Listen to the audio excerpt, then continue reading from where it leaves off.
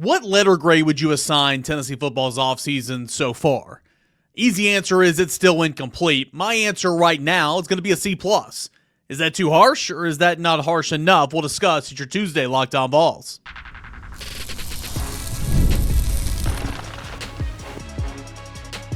You are Locked On Vols, your daily podcast on the Tennessee Volunteers. Part of the Locked On Podcast Network, your team every day. Hey, good Tuesday morning, everybody. Welcome into Locked On Vols. I am Eric Cain, and this show is brought to you in part by our friends over at FanDuel Sportsbook, where the NFL playoffs can be even more exciting.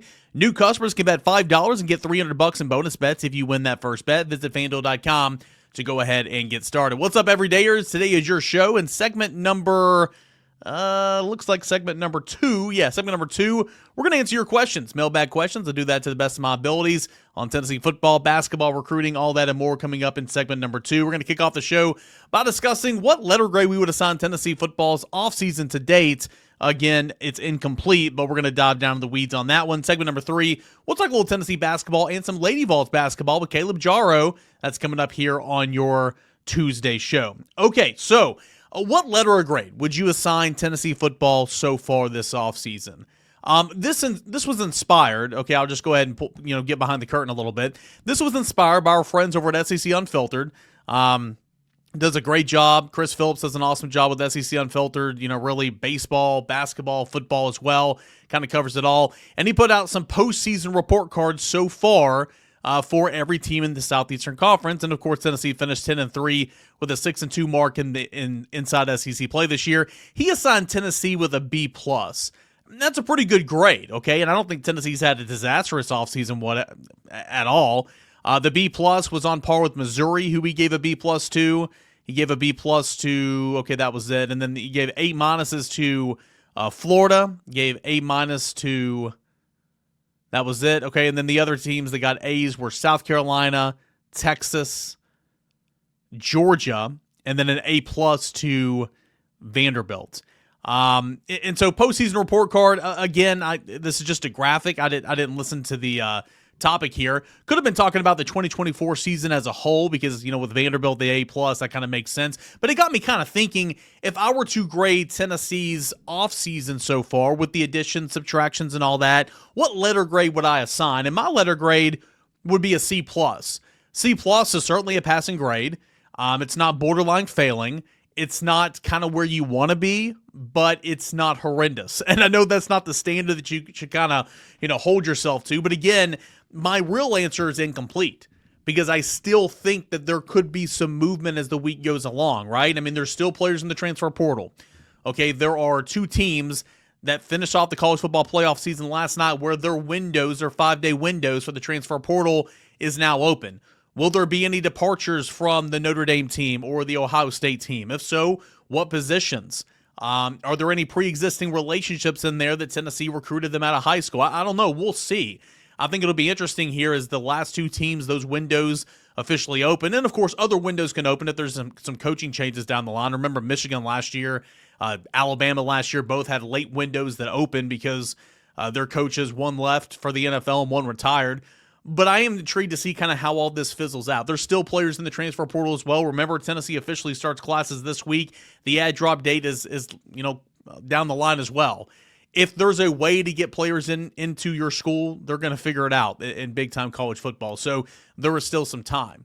However, having said all that, I still think Tennessee could have done better, even though it's still incomplete right now. But it's certainly not disastrous. Why is it not disastrous? Well, because Tennessee's priority this offseason was roster retention, okay?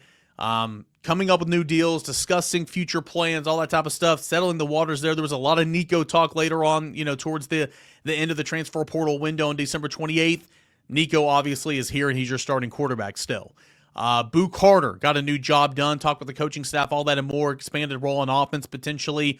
What's the direction for a guy like Boo Carter? Boo Carter was taken care of. He's here. Mike Matthews very much flirted with the transfer portal. Mike Matthews is here.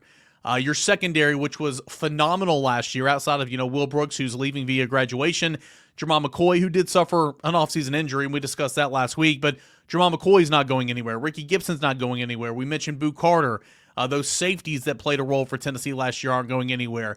Jalen McMurray, who is now going to be a starting quarterback until further notice, he didn't go anywhere. So you kind of, you know what I'm saying here? I mean, roster retention, making sure you got back Bryson Easton, you got back Dominic Bailey on the defensive line.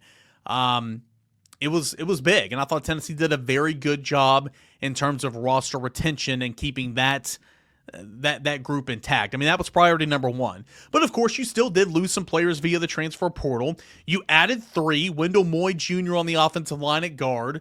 Okay, Amari Jefferson, a wide receiver, which he, suffered an injury and didn't see the field at all as a freshman at Alabama this year, but that's a guy you wanted out of high school. You coveted him out of high school big time. So you're essentially getting him a year later, having already been in a collegiate strength and conditioning program. But you still don't know what you got in him. He's never played a college snap. So it's not like you got this big, huge addition via the transfer portal because you still don't know. It's an unknown. But you did get him a year later, a guy that you really, really liked out of high school, Amari Jefferson. And then, of course, as we mentioned on Friday and yesterday's show when it became official, Star Thomas, the running back from Duke, those are your 3 additions. You have lost 13 players via the transfer portal. But again, I ask you, which one's a devastating loss? We can make the cases for maybe 1, maybe 2, but which one's a huge loss? Vyson Lang, Christian Harrison, Holden Stays, Nathan Laycock, Caleb Perry, Squirrel White, Jason Jenkins, Chaz Nimrod, Cam Selden, Khalifa Keith, Jalen Smith, Jordan Matthews, Caleb Webb, and then a walk-on and Nate Spillman as well. Which one is a devastating loss? Sure, a position group got hit hard, and that's wide receiver, and that's partially why I still have my grade at C+ right now until if that is addressed before spring practice starts and the spring window begins. That's kind of why I'm still kind of holding it incomplete. But of those players that I mentioned, you can make the case that Squirrel White's a huge loss. Why? Well, though the wide receiver position's been down the last couple of years, he's been your most productive player. And he has been productive, okay? I'm not saying he hasn't. I like Squirrel White. I think he's a fine player. I do think he's replaceable. I do. Holden Stays is a good player. He wanted to be tight end 1. Miles Gutzman's coming back, so he left via the transfer portal. I don't blame him, okay? I think he's a fine player, but he's obviously not an astronomical loss. I think Jalen Smith was a fine backup linebacker. I think Chaz Nimrod was a fine backup wide receiver. Jordan Matthews never saw the field. Khalifa Keith never saw the field much. Cam Selden really never saw the field. I think Jason Jenkins a fine player, but he was a rotational piece on the defensive front that plays a lot of guys. Nathan Laycock was never a factor. Vyson Lang was never a factor. Christian Harrison I thought was a fine player and had a really, really good year, but he split that position part-time with Boo Carter, and then Boo Carter kind of took it over. Boo Carter's the guy at star. And so that's not a huge loss in my opinion. Caleb Perry was a fine backup linebacker, but not a huge loss. My point is, Tennessee, of the players that Tennessee lost, none were devastating in my opinion, okay? But we kind of continue to break this down, right? Starters lost via the transfer portal 13. Players lost via the transfer portal 13. Starters lost via the transfer portal, only 1, and that's Squirrel White. Total, you take transfer portal departures and graduation or NFL draft and all that and more, total offensive starters lost on offense, 8. That being Jermon McCoy, that being Brew McCoy, Dante Thornton, Dylan Sampson, Andre Carrick, Cooper Mays. We still don't know about Carrick as he's trying to get that extra year of eligibility, but right now we have to assume that he's not a part of the plans until proven otherwise. Andre Carrick, Cooper Mays, Javonte Spraggins, John Campbell, and then Squirrel White, who was the portal loss. You can throw in Dane Davis in there as well because he was kind of a part-time starter there at right tackle. So really, it's kind of like 9 starters. So a lot of starters missing on offense this year from this year's team. Starters on defense that are no longer a part of the program. James Pierce, NFL draft. Big O exhausted his eligibility going to the NFL. Keenan Peely, who's been injured already. And then Will Brooks, who was a starting safety this year. So again, you've lost a lot at wide receiver, and that's why I'm giving it a C+, because you've only added 1 player to that group outside of the 3 incoming freshmen. You've only added 1 player to that group. Could that change, okay, somewhere down the line this week before classes officially get started, before that ad drop date, that ad drop deadline? If it doesn't, then I think that's probably not a very good thing, but I still think there's some time. That's why I've kind of got it incomplete. But overall, when you look at it from a big picture, yeah, you still need to find wide receiver you spoke on. A defensive tackle body would be great. Maybe a safety. We'll see. I think overall C+ is pretty fair right now. but the biggest of which was roster retention. Tennessee found a way to keep Mook Carter. Tennessee found a way to keep Mike Matthews. Tennessee found a way to not allow Nico Iamaleava to leave. Tennessee found a way to keep that secondary. That's huge. And so I think that's got to be weighted heavily into the conversation about offseason grades. I think we often kind of forget that. It's just kind of a given, right? That, oh, they're on your team, they're not going to go anywhere. Well, not so fast, right? They're a starter, right? That they're in a good situation, they're not going to go anywhere. Well, there's more variables to that now more than ever. So I would give Tennessee a C+, knowing that it's still incomplete. If Tennessee adds, say, a wide receiver over the course of the next couple of days or a week, I think that C+ goes up to at least a B. Okay, depending on who the wide receiver might be, the production, I don't know. We'll have to see if receivers in the portal right now. There's still a couple. Obviously, we'll see if anybody, a receiver or just anybody in general, jumps in from Ohio State or Notre Dame. We'll see.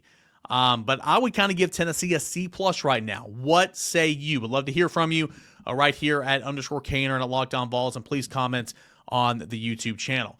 Okay, so when we come back, we'll answer your questions, all that and more, as we continue on here with your Tuesday morning edition of Locked On Vols. Stay tuned.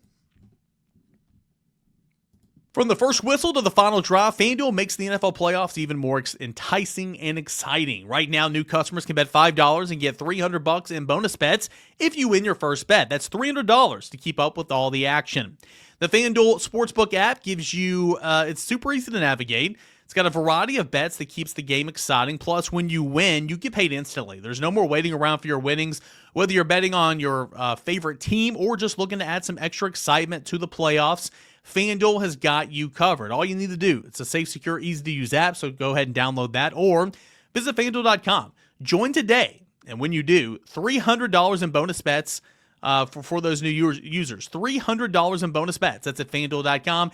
Make the NFL season unforgettable, the playoff season unforgettable with FanDuel. It's an official sportsbook partner of the NFL. Hey, what's up, guys? Welcome back into your Tuesday morning Locked On Vols. And everydayers, this is your part of the show. We answer your mailbag questions each and every week here on Tuesdays. So go ahead and send those in, and I bookmark them, and I get them ready to roll for the next show at _Cain and Locked On Vols. We'll start here with Braden. Braden says, what has it been like for you personally to watch the watch the rise of Tennessee athletics up close over the last couple of years? It's been awesome. It's been cool. Obviously, I've grown up in East Tennessee. I was born in Knoxville, raised in Jeff County. Came up here to work. I'm about 45 minutes away from home, where I live, and it's been a blast growing up, going to Tennessee games, watching it from that angle, and then now kind of being at a different angle and kind of working in the weeds and covering this team. It's been really, really cool. Just seeing what seeing the growth that's happened here on campus since Rick Barnes really. Rick Barnes, what he's turned the basketball program into, and then of course Josh Heupel in such a short amount of time since 2021. Tony Vitello, it's just been incredible. Just won a national championship. I think the Lady Vols are on the up and up. Just seeing the non-revenue sports as well, how successful they are, and seeing the innovation that what Danny White's done as athletic director. I know he's never going to be universally loved by all, but I think the things that he's put in place have been for the betterment of the athletics program. I mean, at the end of the day, you got to make money. And Danny White's all about making money. But the wins are there. The conference titles have been there. And you just need to start chasing more national championships. And so I think it's been really, really cool. Another question here from Braden. With Cooper leaving, who is your favorite player on the roster now? Yeah, Cooper was one of my favorites. Dane Davis is one of my favorites. Dylan Sampson was one of my favorites. Guys who are still there. I'm a big fan of Bryson Eason. Don Bailey, too, but Bryson Eason's got so much personality. Big O is a favorite of mine as well. Bryson Eason's got so much personality. I like Bryson Eason a lot. Let's see here. I'm trying to go position by position. Deshaun Bishop's an easy one to root for me because I covered his high school career here in Knoxville. Defensively, I like a lot about Arion Carter. And I like Jermon McCoy. Jermon McCoy is kind of a man of few words, but the more and more these guys get in front of microphones and talk to us, the more you see their personality kind of coming through. But Bryson Eason is probably my answer. I think he's got a personality that's as big as this YouTube channel for sure. Let's continue to go to let's go to Jared. Jared's got a couple ones here. Last season, we had 5 guys that hit 20-plus home runs with one hitting 30-plus. Number one, do you see the same thing this year? Probably not. That's not necessarily a bad thing. He said, if so, who are your projected 5 in order to hit 20 plus, and who is the one that has the most potential to hit 30 plus? Well, the one with the most potential to hit 30 plus is Andrew Fisher for sure. I will bet on him hitting around 30 or 30 plus home runs this year for Tennessee, especially with the dimensions. It's not Little League Park. The majority of Tennessee's home runs would go out at pretty much any ballpark in America, because we do have those the stat tracks and all that, those metrics. But end of the day, Tennessee does have a short porch. Tennessee does have a smaller field, and so I think at times that those wall scrapers can benefit. But nonetheless, that's not the whole story.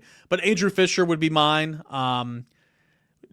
Will Simo's single season home run record of 34 ever get broken? Yeah, eventually it'll get broken. Heck, it could get broken this year. But year over year, the different type of players that cycle into your program, records are meant to be broken.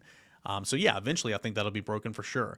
But yeah, in terms of the home runs overall, I think Andrew Fisher will lead the way. I think Gavin Keelan will hit around 15 to 20. I think Dean Curley could get up there to around 20 potentially. He went through a long home run drought his freshman season, but he still hit over 10. I mean, Tennessee had I don't have it in front of me. I want to say 7 or 8 players hit over 10 home runs last year.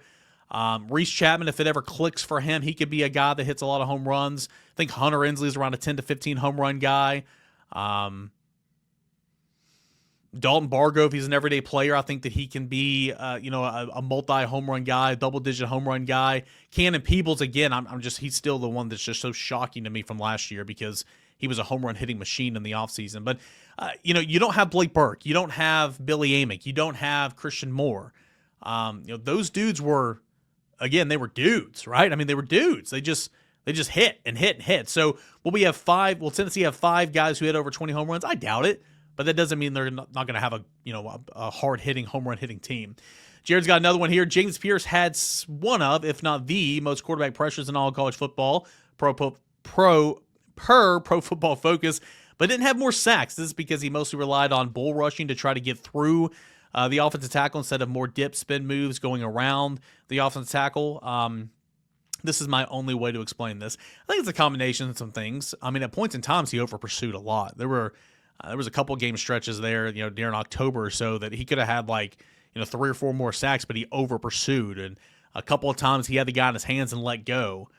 Just like with anybody, whenever you get tired, your technique sometimes gets a little flawed and a little bit lazy. And I think he's the same as well. So I think proper technique, he could have had a couple more sacks.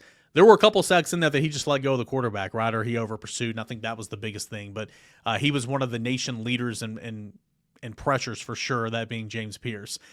Brian says, listen and watch every morning. Love your content. Brian, I appreciate that, man. Thanks so much. Question for the mailbag. Not sure where to send it. Brew McCoy has been rumored to have 2025 eligibility. Is this possible?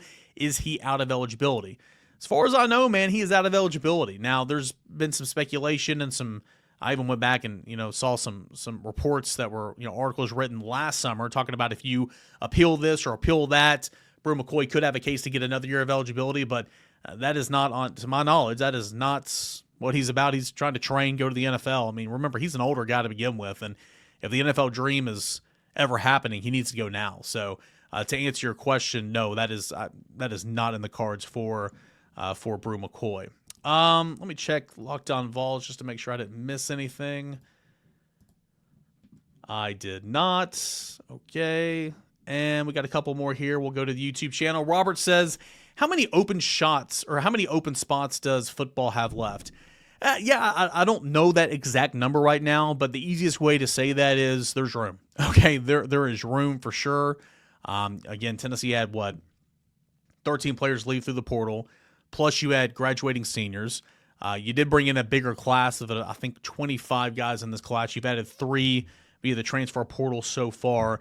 Remember, you're operating technically under that 85 and 83, but there are open spots. Every time I ask or try to check up on this, my response is they've got room. So again, it's just kind of finding a way to make it happen. But yeah, they're not pushed up against it to my knowledge. Beth says, how do you get a guy to play better defense if he's sitting on the bench? This is in reference to Darlington Stone Dubar. I get the defense is the bread and butter of Barnes' team, but sometimes you need a little offensive power to be a star. I also agree keeping Zachary Ziegler out of the out that long was a huge mistake. Z knows how to play with 2 fouls. Yeah, again, I think it's all about, Barnes has just praised, and I've never really seen him praise a player like he has Zakai Ziegler and how much Zakai Ziegler means for him in this program. And he's your senior. And yeah, if you're going to praise him and talk him up, all that, like, I understand you sit guys with 2 fouls in the first half. I understand that. But at some point, you got to have your senior to have a little bit more of a leash, right? And I think Zakai Ziegler has earned that. And he's played some time in the first half with 2 fouls. I mean, it's not like it's never been done, but Zakai Ziegler certainly deserves to have that longer leash. And in terms of Dubar, I don't know, man. It's almost like he's not even a part of, like, the true rotation. It's almost like they're playing a 7-man rotation with Phillips and Gainey, and then it's kind of more of a feel with Dubar. Hindsight's 2020, I recognize that, but at the end of the day, in the second half against Vanderbilt, you weren't really making stops. So what's the point in keeping Dubar on the bench if he's not known for his defense? I recognize that, but you weren't making stops anyway. I would have went back, and certainly I would have played Ziegler there to end the first half, and I would have played Dubar in the second half for sure. Last question here before we get into Caleb. This is from B Short. Biggest offseason move is still getting a new announcer. Way to go. I don't know if that's a troll. I don't know if that's an opposing fan jumping in the comments, but to your point, yeah, Mike Keith's freaking huge, man. That's a massive move. I'm not disputing that whatsoever. That has been the biggest offseason acquisition for the Tennessee football program, is new Vault Network play-by-play voice, Mike Keith. To your point, yeah, it's been slow moving, but I'll reference back to segment number 1. You got things done with Mike Matthews, with Boo Carter, with Nico, keeping that roster intact, and it's still incomplete. Tennessee's got 3 additions right now. Could there be a 4th and a 5th one here coming up? We will see. It's incomplete. I think they need to add another wide receiver for sure. But Mike Keith was certainly a huge addition, and I'm not going to say it wasn't. I agree with you. It's been the biggest addition of the offseason. All right, let's talk a little Lady Vols basketball and some Tennessee basketball coming up next with Caleb Jarreau. That is coming up as we continue on here on this Tuesday morning edition of Locked On Vols. Go ahead and stay tuned. This message is brought to you by Prize Picks, the place to get real money on sports action. With over 10 million members and billions in winnings, Prize Picks has changed the game in daily fantasy sports. Whether it's playoffs or the regular season, Prize Picks has made it easier than ever to win big while enjoying all of your football action. Now, it's playoff time. There's no better way to get in all that action than at Prize Picks. Here's how it works. You simply pick more or less on at least 2 players. And when your picks hit, you can win up to 1,000 times your cash. Yeah, that's right, 1,000 times your money just by making a few simple picks. For me, I'm all about the hot takes this season. This week on Prize Picks, or actually it was last week leading into the divisional round, I was looking at Lamar Jackson, more than 250 passing yards, Travis Kelce, more than 70 receiving yards. Those numbers will reset now heading into the conference championship weekend, so I'm excited to look at those 2 players specifically, or not those 2 players because Lamar is obviously out of it, but Travis Kelce and the Chiefs, Josh Allen and the Bills, for looking at the AFC side, all that and more. They've got flex play. You can still double your money even if you have one pick that doesn't hit. And with the app, you get your winnings fast, sometimes in as little as 15 minutes. Ready to run your game this football season? Download the app today and use the promo code LOCKEDONCollege to get $50 instantly after you play your first $5 in lineups. That's right, $50 just for playing. Don't wait. Take your game to the next level with Prize Picks. Prize Picks, where you can run your game. All right, joining the show now from the Maryville Daily Times, that is Caleb Jarreau. Does a little bit of everything there for the Daily Times. Covers football, Lady Vols basketball, men's basketball. He'll cover baseball too. Caleb, appreciate you stopping by, man. I want to ask you a question here off the top. It's what I spent segment 1 here on today's show discussing. If you were to assign a letter grade for the offseason so far for Tennessee football, what letter grade would that be? Yeah, I think an easy cop-out answer would be a C. I think Tennessee's done everything they can to just kind of hold the line. They haven't had any flashy pickups. I know running back out of Duke the other day they picked up. That's a guy, another running back from Louisiana. We know how well that worked out with Dylan Sampson. That's a guy that you needed to get, so you add depth to that room because you don't want to rely on Deshaun Bishop and Peyton Lewis all year as your 1-2 guy. You want to have a third guy in there. But once again, that's not necessarily a flashy pickup. That's not a guy that a lot of schools were after in the portal or that had all these headlines and stuff. But it's a guy you need. I think you add Wendell Moy into that, the offensive lineman, add some depth there. And when you put that all together, I think it's a passing grade of a C. Fans will complain about it, of course, because there's no flashy guys in there. But I think it gets the job done. You have a strong class coming in, a freshman, a deep class as well, and you'll have to get something out of them and then look for guys like Mike Matthews to take the next step. But I'll go C, passing grade, maybe a little better. It's not technically over yet, I guess, but I feel like it's definitely winded down activity-wise. It's definitely winded down, but let's not forget, as I pointed out in that first segment, I mean, you have two teams that played last night. Their 5-day window is about to open. If there's any coaching changes, I didn't think that there'd be two super late coaching changes. Well, one with Michigan, obviously with Harbaugh, because he was in the thick of it all year long. But nobody saw Saban retiring when he did, so things can happen where that window's going to open up. I said C+. Also said it's incomplete. Ask me again in a week, because if Tennessee maybe addresses one of those positions of need, like wide receiver, this week or over the weekend, I think that changes for sure. But yeah, for the most part, I think they've done a fine job. But no flashy gets, and I think that's a good way to describe it with what you said. And that's kind of where, from an outside looking in, it's like, well, has Tennessee done anything? Not an awful lot, but they've also retained their roster, which was kind of the primary focus of this offseason so far. Let's move to the hardwood. Tennessee basketball, man, what a heartbreaker it was. It was a heartbreaker for the Lady Vols in the same gymnasium. We'll get to that here in a moment, but a heartbreaker for the men's basketball team. Chaz Lanier found a shot again, 4 made three-pointers and all that, led Tennessee in scoring. Was stuffed at the rim there, trying to tie it in the waning seconds, and of course missing that second free throw that would have tied it there with 2.8 seconds left. How do you think Tennessee's going to respond? Tough loss to a team that you're clearly better than, coming back home against a pretty talented Mississippi State team, and then of course we know what's looming on Saturday at Auburn. Yeah, and I think, like you said, it doesn't get any easier, and it never does with this SEC schedule. And I was talking with some national reporters at Vanderbilt this weekend. It's like, if Tennessee drops like a game at Vanderbilt, loses at Auburn, but wins their home games and the games they should and finishes middle of the pack in the SEC, that's not necessarily bad with how good this conference is. That's still a good spot in the tournament, possibly 3, 4, 5 seed, upper end of the bracket. But with the veterans that this team has, you'd expect them to respond. The matchup coming up against Mississippi State is not one that is ideal, I think, but you're looking at a team that has guys like Zakai Ziegler, has guys like Jemai Meshack, leaders who know how to respond from SEC losses, have had their fair share of SEC losses, had their fair share of wins. You don't want to lose to Vanderbilt, especially that team, and especially in that way that they did. And you hate it for Chaz Lanier, especially at home. But I think you hit the nail on the head. It gets no easier, but I think getting something like Vanderbilt out of the way in a hostile environment, I guess. I know some players are talking about how communication was an issue, but knowing Rick Barnes, I'm sure all practice was just defense and getting better and trying to get ready and get some SEC wins, and you hope they lean on some veterans as well who've been through this. Because like you mentioned, Chaz Lanier hasn't been through an SEC schedule, and you see those growing pains like against Vanderbilt. I'm not saying he's Tennessee's most valuable player, because he's not. I'm not saying that he's the X factor for Tennessee, but again, like, I'm still just so intrigued about the evolution of Dubar. Like, what is Dubar to this team? I said it in a moment ago, like in the previous segment, like, it's almost like they're playing a 7-man rotation, then it's just kind of feeling out with Dubar, right? Had the heroics at Texas in the second half, and that was great. Didn't play in the second half the other night, and Barnes referenced defense. Well, you weren't making a stop regardless in the second half, so why not just put him in there? It's very interesting to me to see how they use Dubar. Clearly, fans were wanting to play, against Vanderbilt in the second half, and I mean, I did too. But kind of, what is he, and what's your take on Dubar at this point, and kind of how Barnes has been using him? Yeah, I'll start with the fact that Barnes he's been coaching basketball forever, knows the game in and out. He's stubborn in his ways. You mentioned not playing Dubar in the second half because he didn't play defense. Zakai Ziegler didn't play the last 7 minutes of the first half because he had 2 fouls. That changed the game when he was on the bench. Maybe not putting Dubar in also changed the game, but that's who Rick Barnes is. He's not going to go away from that.